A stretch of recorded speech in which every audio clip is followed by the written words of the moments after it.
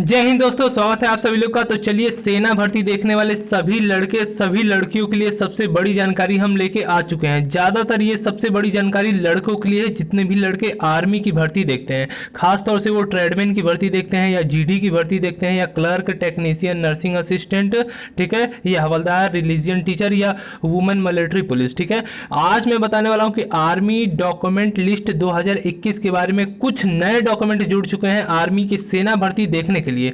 तो अगर ये नए वाले डॉक्यूमेंट आप आर्मी में भर्ती के दौरान नहीं लेके जाते हो तो आपको वहीं से आपकी रिजेक्ट यानी आपको लौटा दिया जाएगा वापस घर के लिए, और आपका सिलेक्शन वहीं रुक जाएगा दौड़ निकालने के बाद। तो अगर आप भी जानना चाहते हैं कि 2021 में डॉक्यूमेंट लिस्ट आर्मी की क्या है, चाहे वो जीडी हो, चाहे ट्रेडमैन हो, चाहे क्लर्क हो, चाहे टेक्नीशियन हो, चाहे नर्सिंग असिस्टेंट हो, हवलदार हो, रिलीजियन टीचर हो, वुमेन मिलिट्री पुलिस हो, यानी जितने भी लड़के लड़कियां भर्ती आर्मी की देखते हैं उसके लिए बिल्कुल नई जानकारी हम लेके आ चुके हैं।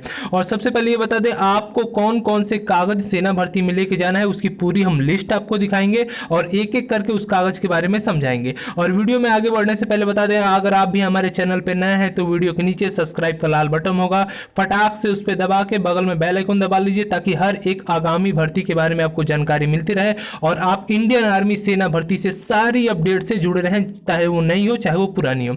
तो चलिए स्टेप बाय स्टेप सारी आपको जानकारी देंगे। ठीक है, आगे बढ़ने से पहले बता देते हैं कि ये सिर्फ जानकारी डॉक्यूमेंट को लेकर है। ठीक है, इंडियन आर्मी डॉक्यूमेंट भर्ती लिस्ट है, हिंदी में पूरी बताएंगे बात, और 2021 की ये डॉक्यूमेंट लिस्ट है। ठीक है, तो चलिए स्टेप बाय स्टेप करके भी स्टार्ट करते हैं। सबसे पहली बात, आपको जो भी डॉक्यूमेंट लेके जाना है वो ओरिजिनल लेके जाना है। क्या लेके जाना है? ओरिजिनल लेके जाना है, 2 कॉपी नहीं लेके जाना है। 2 कॉपी लेके भी जाना बट ओरिजिनल रहना कंपलसरी है, नहीं तो आपको वहीं से आपको रिजेक्ट कर दिया जाएगा। ओरिजिनल डॉक्यूमेंट में लिस्ट नंबर 1, चाहे कोई भी आर्मी की सेना भर्ती देख लो।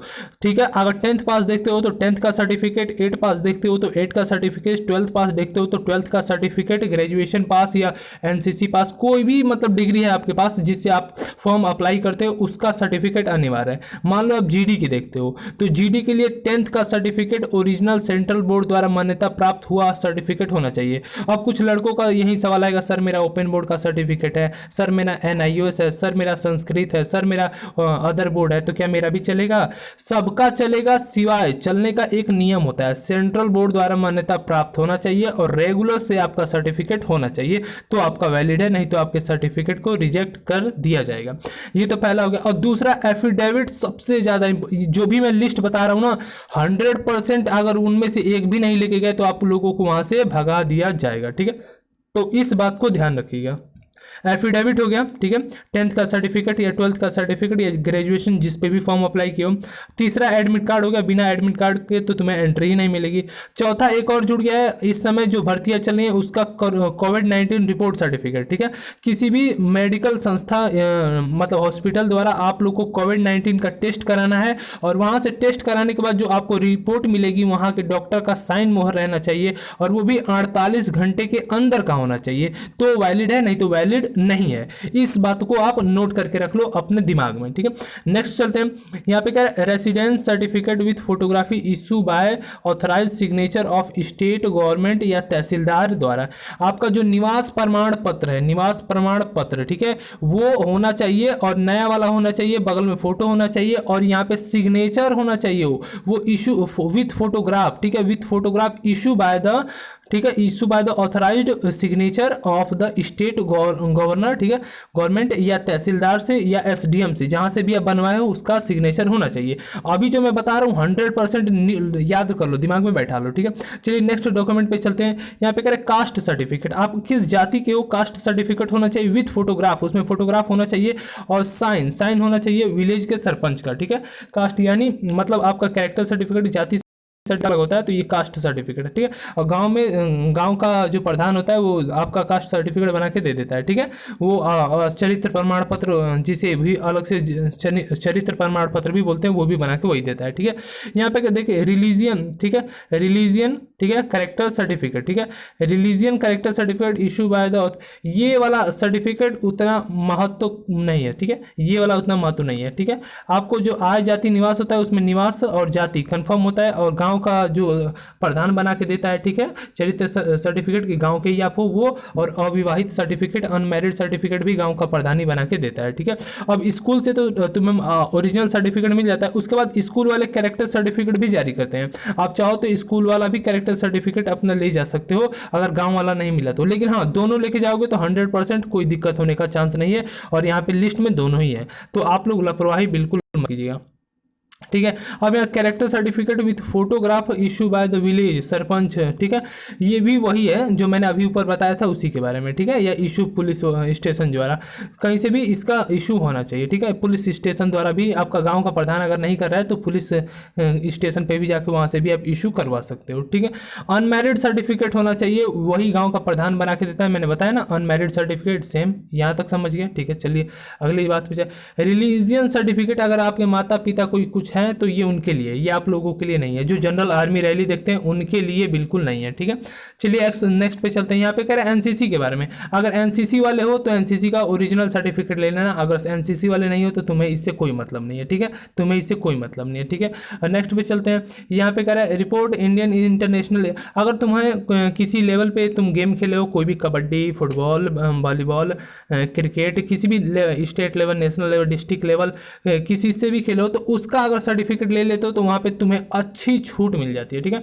यहाँ पे कह रहा है international level, state level, district level, university team से खेलो तो भी छूट मिलेगी, लेकिन हाँ खेले होने चाहिए, ठीक है। यहाँ पे वो सर्टिफिकेट रहेगा तो भी चल जाएगा, ठीक है। शुरू में जो बताया था मैंने 5-6 वो इंपॉर्टेंट है, इसके बाद ये वाले ना भी लिए रहोगे तो भी रैली देख सकते हो, ठीक है, लाइन बाई लाइन देखते रहो, ठीक है।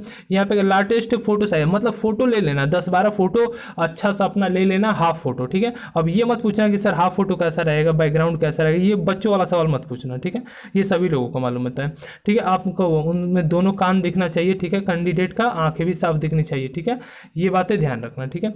चलिए नेक्स्ट पे चलते हैं। यहाँ पे कह रहे हैं, ठीक है, Kandi area certificate application for candidate issue by the tehsildar government, इसका कोई जरूरत, note all document original along with 1 photo copy of each document duty attend by principal.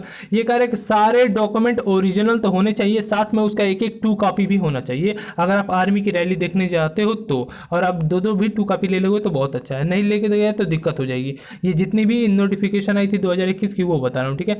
अगर कोई कैंडिडेट, देखिए अगर दिमाग में किसी का आता है ना कि सर मैं एक कोई डॉक्यूमेंट भूल जाता हूँ तो क्या होगा, if any candidate forget document, अगर वो भूल जाता है, ठीक है, तो डॉक्यूमेंट वेरिफिकेशन सेक्शन पे वो can be able to verify another day, क्या वो किसी दूसरे दिन अपना डॉक्यूमेंट वेरिफिकेशन करा सकता है?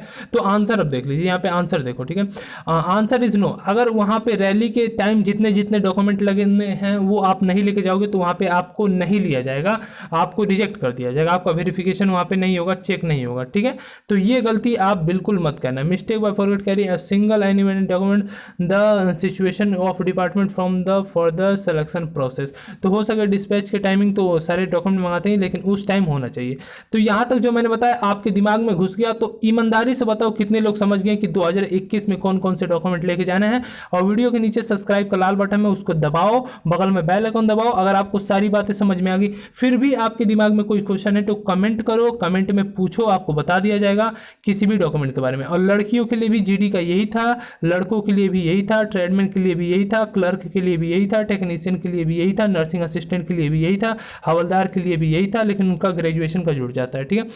और एनसीसी वालों के लिए भी यही था। तो यहाँ तक मेरी सारी बातें आप लोग को समझ में आ गई, अब एक भी डाउट नहीं होगा। और जिसको कुछ और पूछना है तो वो मेरे इंस्टाग्राम पे आके मैसेज करके पूछ सकता है। जो इंस्टाग्राम की आईडी है राकेश SY2, ठीक है, RAKESHSY2, SY नंबर में 2। चलते हैं, जय हिंद जय भारत। फिर से मिलेंगे अच्छी जानकारी के साथ। अगर कोई डाउट हो तो कमेंट कर देना, अच्छा अगर आपका सवाल लगा तो उसका वीडियो हम बना के डाल देंगे, ठीक है। और चैनल को फटाक से सब्सक्राइब कर दो, सेना भर्ती ज्वाइन करना चाहते हो तो, ताकि हमारी सारी अपडेट आपको घर बैठे बैठे मोबाइल के माध्यम से मिलती रहे। और आर्मी की लाइव क्लासेस भी यूट्यूब पे चल रही हैं, वो भी आपको मिलती रहे, ठीक है। तो सब कुछ आपको मिलता रहेगा। और नोटिफिकेशन ऑल पे दबा दोगे तो जब भी वीडियो डाली जाएगी तुम्हें पता चल जाएगा। यहाँ तक देखने के लिए धन्यवाद। जय हिंद जय भारत।